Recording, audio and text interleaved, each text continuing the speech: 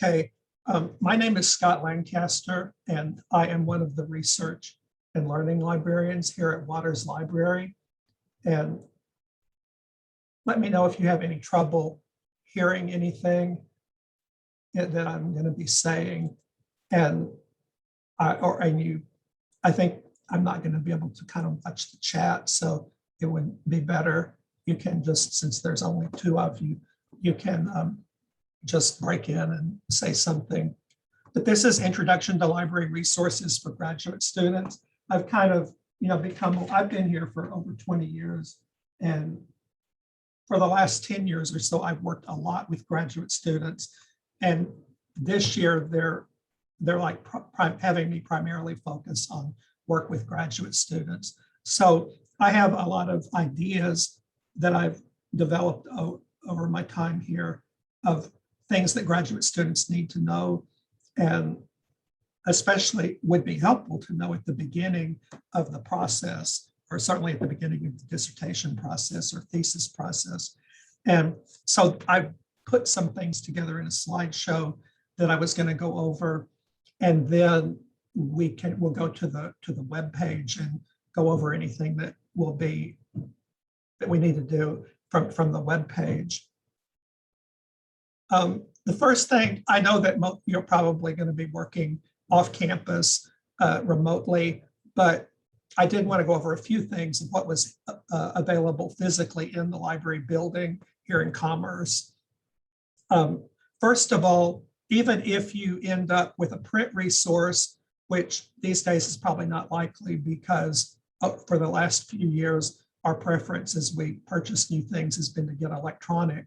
But whether it's electronic or print that you end up with, you're going to start with a computer, because the card catalog, which used to be a physical collection of cards, is all digital now, and the databases are all digital. Almost all now of our journals are digital, and the majority of our books are digital too. So, but even if you end up, like I said, with a print thing, you are going to look it up, identify it, figure out where it is by starting with a computer or some other kind of electronic device. We have a computer lab on the first floor and also some on the second floor. And we have computers that can be checked out in a kiosk on the first floor, and you can use your own devices as well. We also have two scanners. When I was in college, we used Xerox machines to make copies of things, but these days it can all be done with a scanner, and you don't have to pay anything unless you want to print it out. And it's very easy to use. It's a top-loading scanner, so you just open your document, place it on the table in front of you, and then you can just move through very quickly scanning things. And you can save it to a USB flash drive, or you can email it to yourself as PDF or JPEG or a PNG. We also have study rooms throughout the floors. This is an example of an individual study room. We have larger rooms that 12 to 15 people can fit in. You reserve a study room either on the library homepage, or you can go to the first floor and they will help you to do that. I want to break out now and show you the library homepage so that we can go over a few things.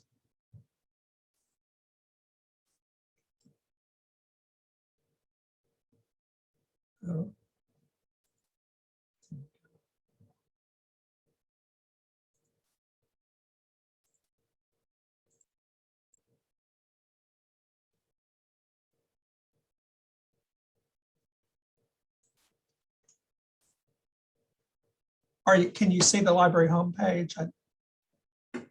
Oh no, it says, I'm going to try again.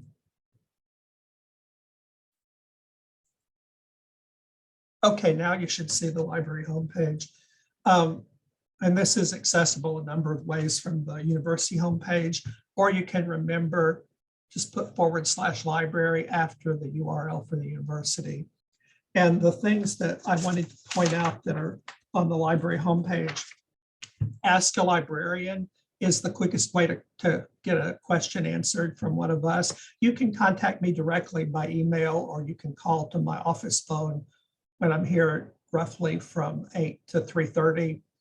But if you click Ask a Librarian, the question will go out to a number of us who take turns monitoring.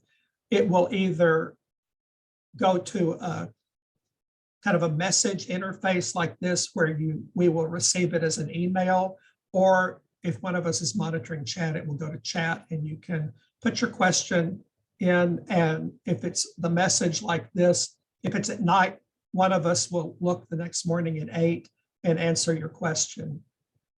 If it's chat, then you'll be interacting live with us. And we can set up a Zoom meeting, individual Zoom meetings with you, or we can call you on the phone, whichever you like. And journals goes to a resource called Browsing, where you can put in the name of a journal, like Journal of Educational Administration.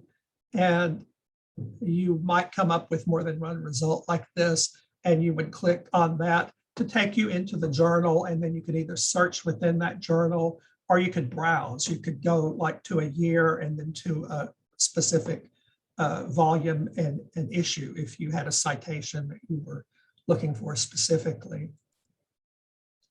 And then the databases is an A to Z list of all, I think the last time I looked at 266 databases.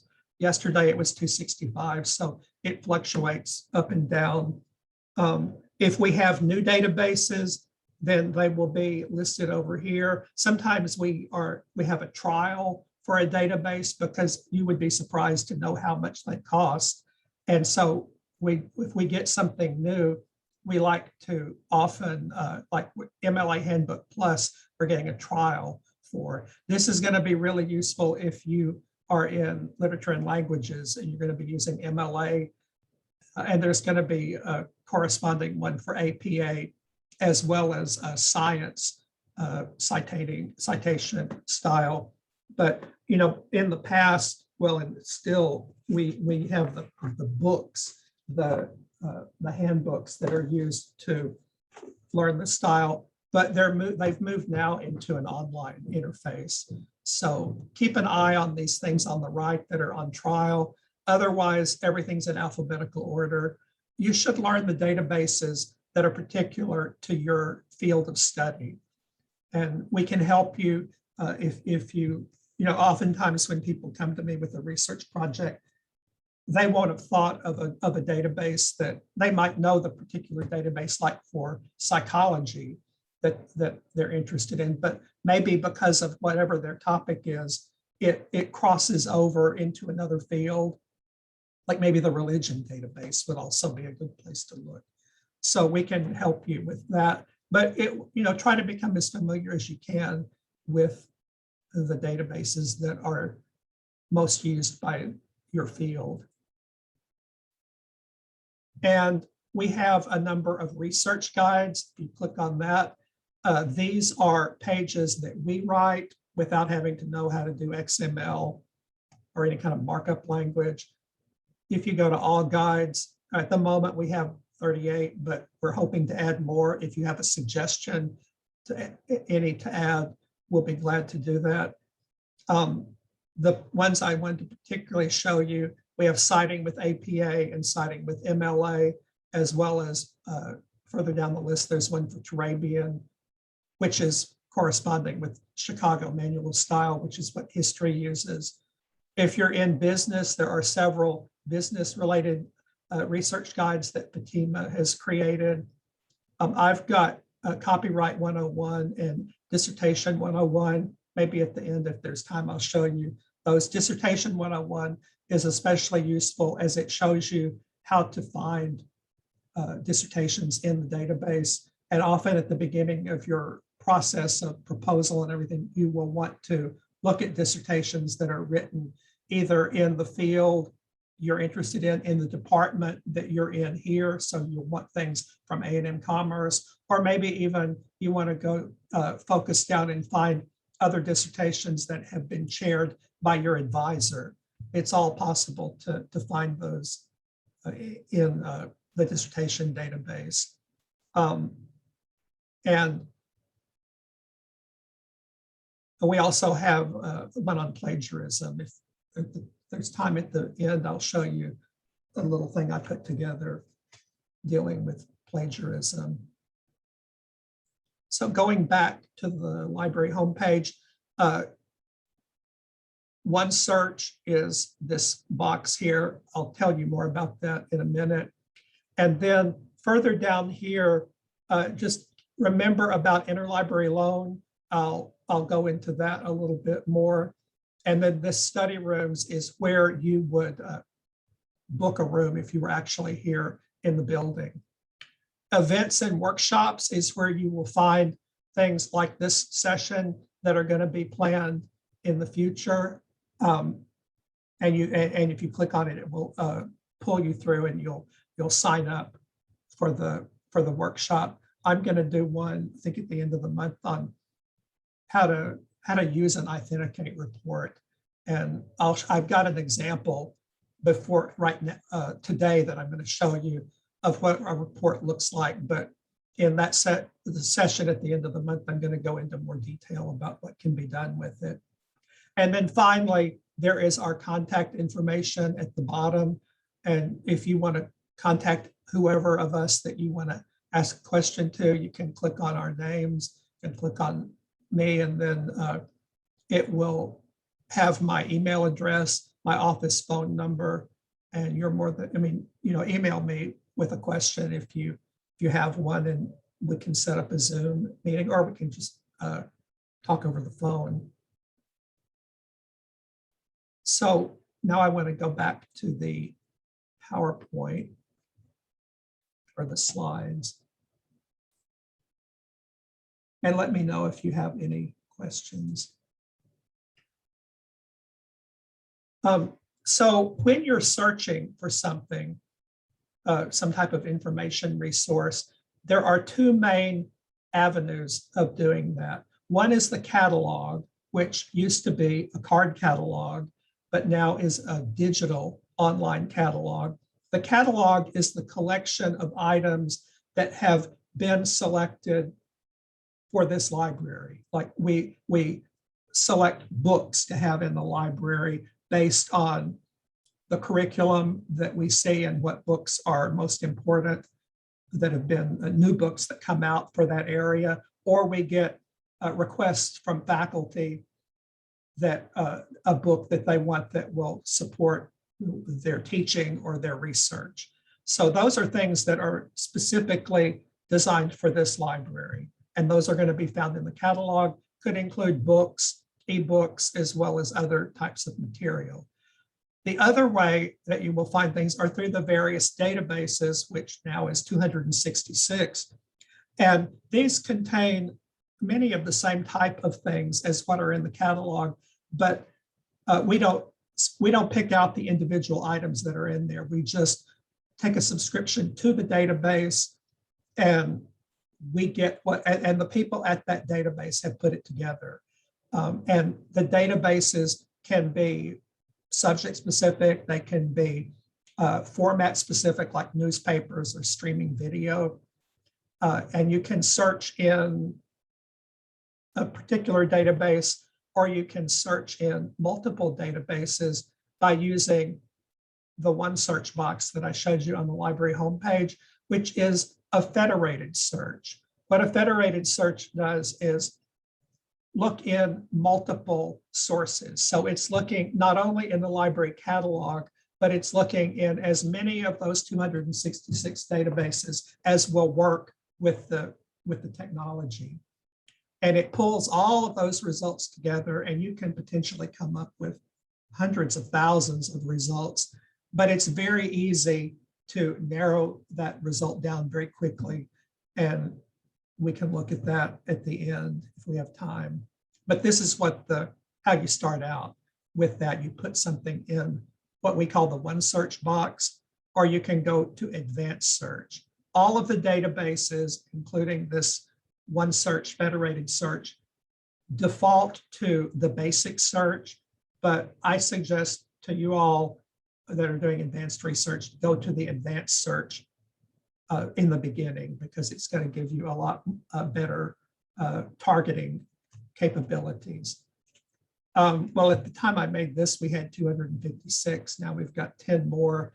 And they come from multiple vendors. The interfaces are going to look slightly different from one to the other. They're going to have the same features, the same tools, but they're just going to look a little different. So you will have to kind of look around sometimes if it's a database you're not familiar with, or you can contact us here in the library if you don't understand something about a database. The biggest providers of our databases are EBSCO and ProQuest. And so those are the two interfaces that you're going to become the most familiar with. And after that, we've got 15 Gale databases and then 5 Oxford University Press. I like the Oxford because they tend to be reference items like we used to have in our print reference collection, but we don't have that anymore. So it's good to have databases that are particularly reference items where you can get things like dictionaries or encyclopedias or handbooks. All of the databases, like I said, will default to the basic search, but always go to the advanced search. And in the advanced search, like I said, you have more fields that you can input information and different ways you can put that information together. And there are also going to be limiters below the search boxes that will help you focus down from the beginning. Before you started your search, you can focus to full text, because some of the items in the databases are not necessarily going to lead to the full text. It's just going to have a citation, and then you have to find it somewhere else.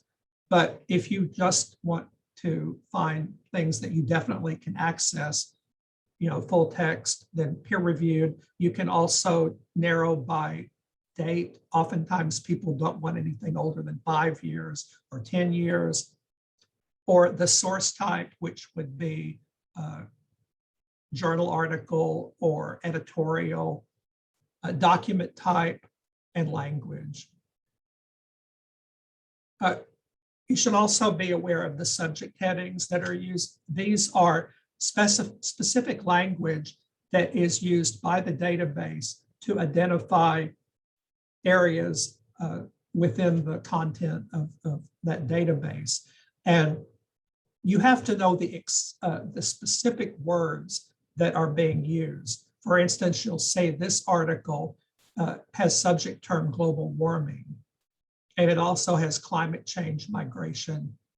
So presumably, if you did a keyword search with global warming or climate change, you would come up with that. But if you didn't know those terms, or if you tried to use a term like greenhouse effect, then you wouldn't necessarily get this. So I always like to start out with a keyword search and then find the subject terms to do really specific targeted searches, because you have to know the terms, you have to know the exact terms.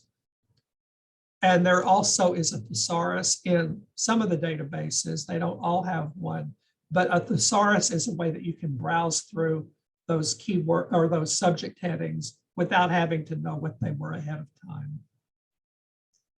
Also, one thing I just want to mention, it especially happens with people that are doing downloading documents in the dissertation database, but it has happened in other databases as well. The databases put a limit on how much content can be downloaded within a certain amount of time from their database, because essentially what they're trying to protect themselves from is people setting up robots, kind of virtual robots that will just download the entire content of their database. And they don't want that to happen. So if you are downloading like just one dissertation after another as fast as you can, you will probably eventually come up with this error message and you will just have to wait until like 15 or 30 minutes for it to run out. And there's nothing we can do about it. You can't, I mean, people contact the library, we explain it to them, but that's just a thing that has to be lived with the databases. And then Boolean operators are ways that you put your terms together when you do searches. You might have used these in Google searching, or you might already be familiar with them. I'm just going to go over the main points of them. If you put terms together with and, or if you put terms with no Boolean operators, the database is going to assume you mean and. You're going to make your results smaller because it's going to pull up only results that have all of the terms that you have used with and. So if this circle is everything in the database that has psychotherapy connected to it, and this is the one that has depression, you're only going to come up with a smaller number of results that have both. On the other hand, if you use or, you make your results larger. And this is very useful when you've got synonyms or you've got words that that can mean or phrases that can mean the same thing. And you'll also notice that I have put these two terms in quotation marks. That's because it's a very specific way of searching called phrase searching. If I don't have the quotation marks there, it's going to assume I mean and, global and warming. So I'm going to come up with things where global is in one part of the record and warming is way down in another part of the record. And that may be something completely different than what the phrase global warming means. So when you want a phrase to show up exactly as you term it, especially if it's common words that like no child left behind, that is a very specific piece of legislation, but they're common words. And if you don't put it in quotation mark, you're going to come up with many, many results not relevant to what you want. So remember about phrase searching. And then finally, there is not, it's a Boolean operator I don't often use, but if I have a lot of results that are not relevant to what I want, I go back and add not, like in this case, fruit, not apples, just so that I don't have to kind of look through a lot of irrelevant results, but I just throw them out beforehand.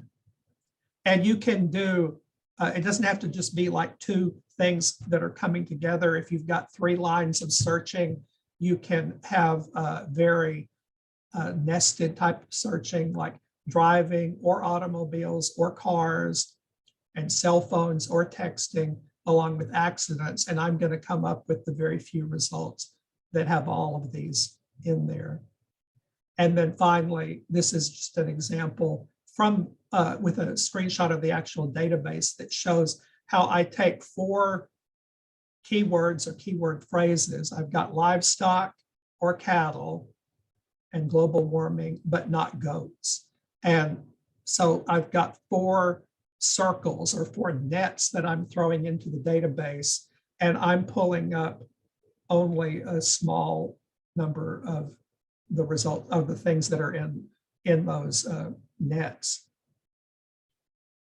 The databases also individually have a cite tool. Well, they have a number of tools, like you'll see here. This is a screenshot from a result list, and I could get a permalink, or I'll show you more about exporting in a minute. But if you click on cite, it will give you a number of different styles. Here I've got Chicago, APA 7th edition. You can also get MLA. And then I will take this and highlight it, copy and paste it into my Word document. You always need to be careful to double check and make sure that everything is accurate. So you still have to know the data or the APA style, but usually if I see any problems, it's going to be with capitalization. But they seem to be more and more accurate as time goes by, but I still recommend that you double check everything.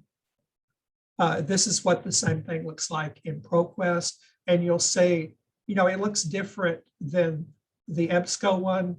The EBSCO one had it over on the side, and this is in the middle. But it's, you know, so that's what I mean, that you need to sort of, you'll find the same things, but they just might be in different parts of the page. And then I also want to show a little bit about using personal accounts in the databases. This might be something that people aren't automatically aware of, but most of the databases will have where you can have a personal account in them. And sometimes it's just that you can set up what you want the page to look like, what color to be, what font, how big it is. But many of them also allow you to save searches and to save articles and other results. And that's what I found the most useful. If you're in one of the 50 or so or 60, 70 EBSCO databases, this one's Academic Search Ultimate, but it's all going to be the same interface. If it's an EBSCO database, you're going to see sign in up here, and you see folder. That's where you put things. However, if you're not signed in, when you close the browser, everything in that folder disappears. So if you want to save it and have it there tomorrow, you need to sign in. The first time that you click on it, you don't automatically have an account. You have to create one. And so you would click on create an account and then go through the instructions for create an account and then log in. And then this is an example of a search result. And if you click on the folder icon, it's going to put it up in that folder. And if I'm signed in, I can close the browser. And tomorrow when I go and sign in again, it's going to be there. It's going to be here over in articles.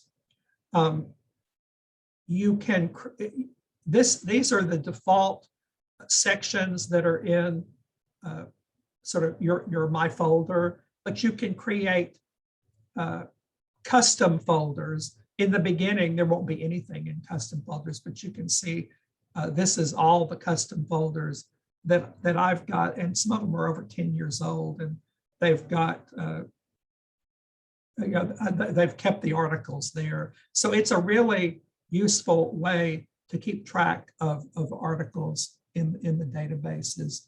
You don't have to email them to yourself or anything. And similarly, the ProQuest databases have the personal account. You click on this head and it takes you to where you sign in. They call it My Research. If you have, you know, again, the first time you do it, you have to create an account. And then from this result page, you would click on the folder and it goes into your My Research account. And you can save it into the sort of all document folder, or you can put it in a specific folder. And then it will it'll be saved for you. One of the things I like about the ProQuest that is not in EBSCO is you can also add your own notes to the item when it's in your folder. So if you want to, whatever you want to say about it, you can save that to your to the record that's in your folder. We also have 2 bibliographic reference tools, and I know more about EndNote Web because we've had that longer, but in the last couple of years, we finally, we've got a subscription to RefWorks. And so that's the one I think is the most useful and the one I recommend that you learn. You keep track of citations in that, and you know, it may not seem like much if you're doing a paper for class that only has like 10 or 20 citations in it or things in your bibliography. But when you're doing a dissertation and you potentially have over 100, it's going to be really useful to have a RefWorks account. And it is going to be good to learn that in the beginning. And as you start the research project, be putting your items in either RefWorks or EndNoteWeb, because it's going to be a lot harder to take a bunch of citations that you've already, maybe you printed out or something, and then retrofit it into a RefWorks account. So as you're finding the items, you pull them into RefWorks, and then you can create bibliographies. You can even share them with people. You can create different folders of them. Again, make sure that everything is done properly. For instance, I noticed with this one, that N should be capitalized because it's after a colon. It's the beginning of the subheading. So I would go in and edit that to make sure it was correct. And this is what the EndNoteWeb interface looks like. And then I think this is toward the end, but I hope that you all know about interlibrary loan. I just had somebody a couple of days ago contact me and say they found this article. I don't know if they've looked on Google Scholar or what. And, they're like, can I get it without having to pay $37.50? And you can. I looked it up. I went to the Remember Journals link on the library homepage, which takes you to browsing. And I put in International Journal of Data Analytics and found that the library does not have access to that journal. But we can still get this article, and that is through interlibrary loan. And remember the interlibrary loan link that I showed you. If you click on that, you get a page that has this box here on the left side of the page. And again, just like those personal accounts in the database, you don't automatically have an account. You have to create an account when you first use it. You use your campus-wide ID as your name in it, but you can make up whatever password you want. And then you sign in once you've got an account. And you can either then, when you click on create a request, you can either pick article, book, or other. I think other would be like anything else, like a video or whatever that a library might have. Articles are going to be, for the most part, they're going to be scanned, or they're going, the other library is going to have a digital copy of it and download that article you want, and it will be sent to us, and then it will be sent to you, and it's all electronic. So even if it's coming from Asia or Australia or Europe, it can just take a day or two, depending on how fast everyone processes the request. If you submit something, it goes to our interlibrary loan person. He finds libraries that have the item and sends a request to them. Hopefully the first item on the first library on the list fills it and sends it on. But if it's a really hard to, if it's not held by very many libraries, then, or something is wrong with the first library, maybe they're closed or too busy or whatever, then it will go down the list to the next library that he's found that has it. And it could take a few more days to get here.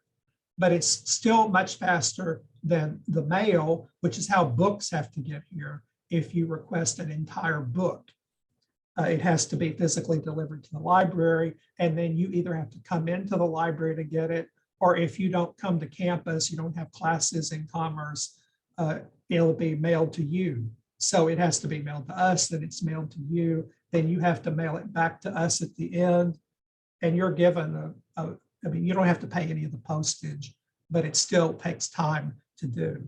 So if you have something you want from a book, my suggestion would be try to identify a chapter that's in it you want, because if it's just one chapter, then chances are the lending library is just going to scan that chapter, but they won't and they can't, because of copyright, scan an entire book.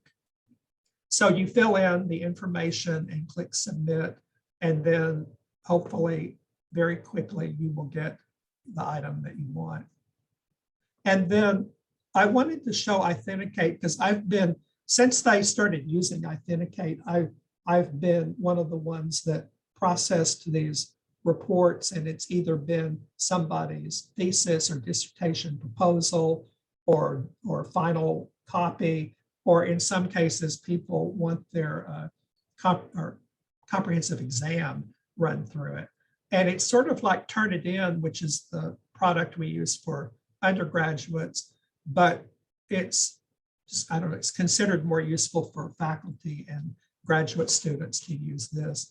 And what it does is come up with a similarity index. It's looking through all of the published things that it has access to, which it's all the databases. And I mean, it's an incredible amount of things, including books and everything on the internet. And it's also going to include papers that have been submitted.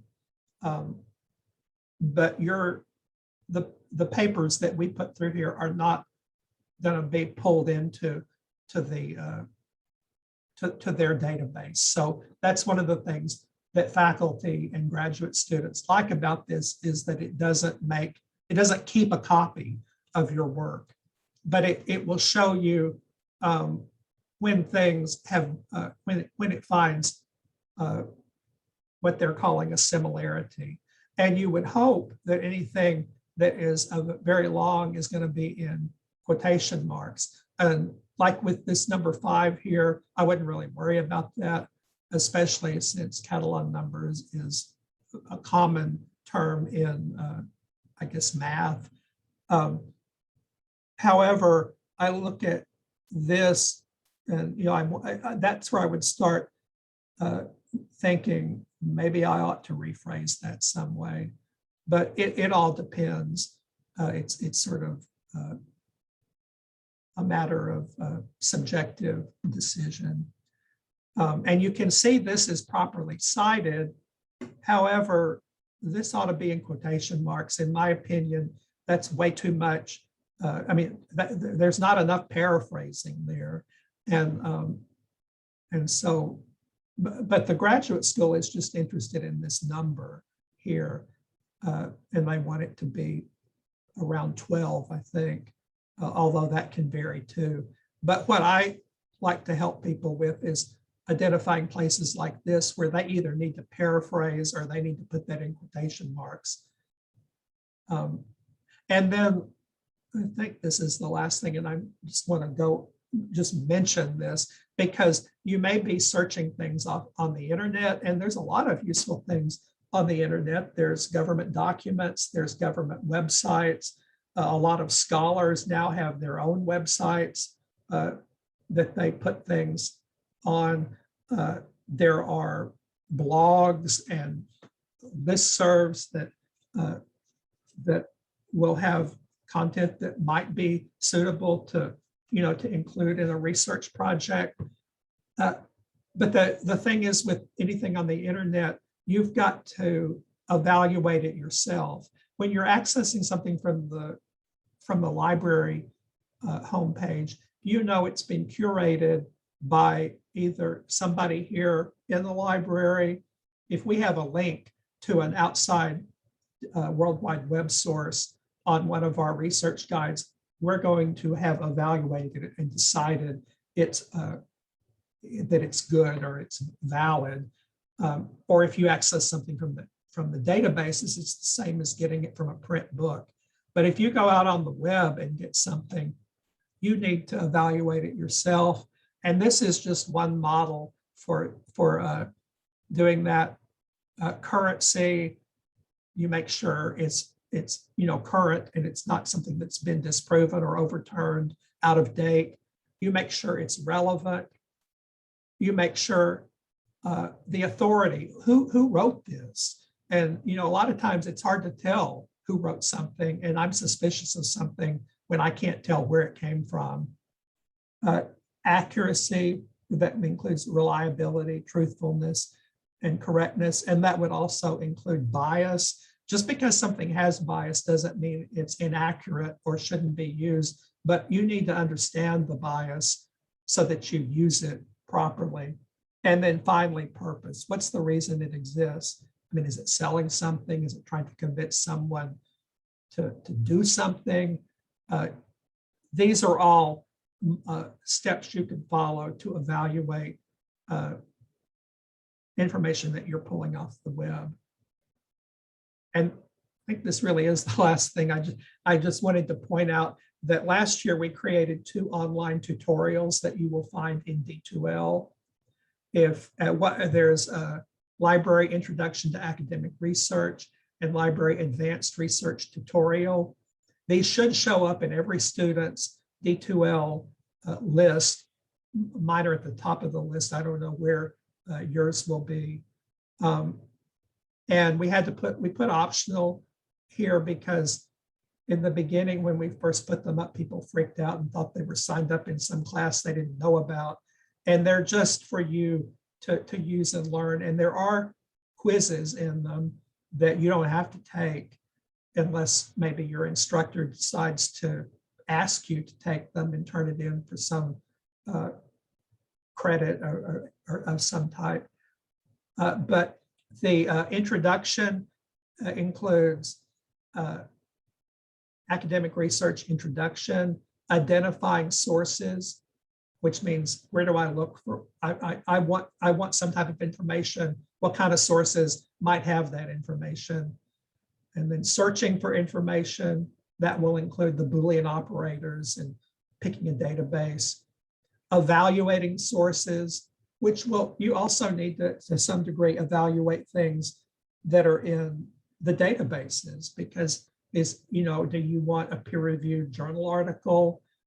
Are you happy with an encyclopedia article?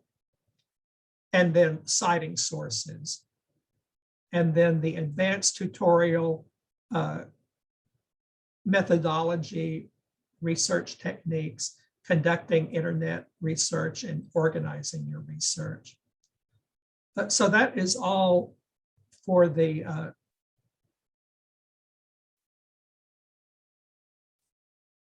slides.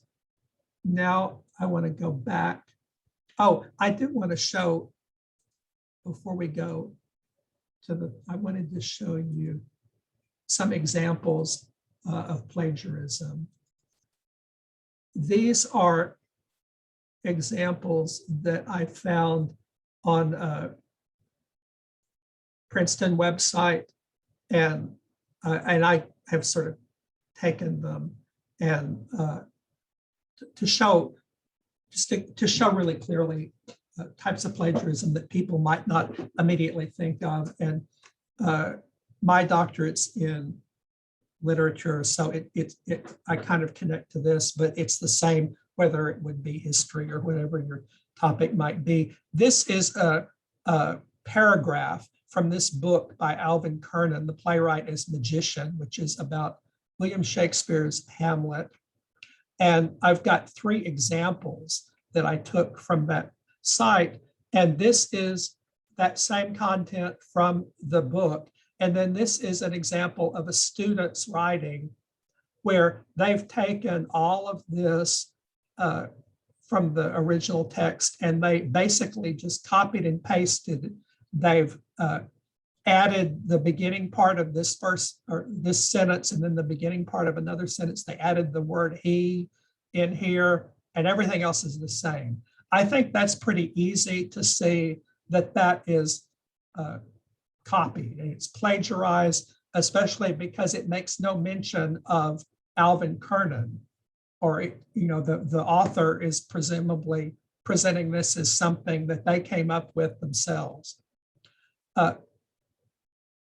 You could do this properly if you, well, first of all, because it's such a lengthy quote, you'd want to indent it rather than put it in quotation marks. But you need to have Alvin Kernan's name in there. Whether sometimes you put the author's name in the parentheses at the end, but you might also include the author's name in the thing that you're introducing the passage with. So you've got as Alvin B. Kernan observes, and then you've got this same amount of stuff that was quoted before, except you've got the page numbers here. The second one, you can say, takes fewer and shorter passages, but still copies lengthy things. And especially when you consider phrases like pretense of madness, which is not a common phrase. What he's saying is, Hamlet was pretending to be crazy. But that's a very unusual, specific way of saying that. So it's going to be hard to say this wasn't, I wasn't copying it. I came up with this myself. So this is where people start seeing, well, I like we saw in that Authenticate report, where they have shorter things and they're not even really kind of aware that they plagiarized. And how you would correct that is, again, to introduce that this isn't me, this idea came from Alvin B. Kernan, and then the specific passages that you're, even a phrase like pretense of madness or truth by means of a show, or longer passages like this, you have in quotation marks. And again, you have the page numbers where it came from. And the last one is the one that people also don't often catch on to, where they haven't used any of the exact words, but it's the specific idea. And Alvin Kernan was saying something very specific about a passage from Hamlet, and the student is writing, the same idea, but without saying this came from Alvin Kernan. You're not always caught with this because somebody would have to know what Alvin Kernan wrote, or somebody would have to, or your instructor would have to think, well, my student wasn't likely to come up with this on their own. But it's still, we need to be ethical in our scholarship. And so even when you aren't going to be likely to be caught, you should still give credit to the person whose ideas you are using. And that can be done. This is the same passage that is here, except I've included as observed by Alvin B. Kernan, and then given the page numbers at the end. And that's, well, and there is a difference between plagiarism and copyright. Plagiarism is an ethical or moral concern. Copyright is legal. So you still have to be careful how much you're citing of something.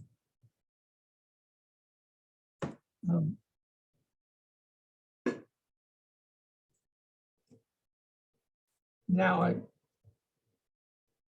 going to take the last few minutes just to show you a few things on the library homepage. Again, you can use the one search, and I'm just going to take something, so educational leadership in COVID, that somebody I did the other day. So you put in your terms. With all the databases, you need to spell properly. Capitalizations don't matter, but it's not like Google that will recognize close misspellings and say, did you mean so-and-so? If you misspell something, it just says 0, didn't find anything. So we got over 19,000 results. Remember, this is things from the catalog as well as from the databases. If I want things that are peer-reviewed journal articles that are going to come from the databases, it's over here in the left where you filter your results down from this 19,000. So I'm going to pick peer-reviewed journals, but I also want to pick available online because I want things I can read without having to go through interlibrary loan for them. Also with publication date, I mean, COVID is sort of a relatively new thing. So I'm going to change this to 2020 and just get, and then I'm going to go to apply filters. And now I'm down to under 2000. I can further narrow down here by looking at subject.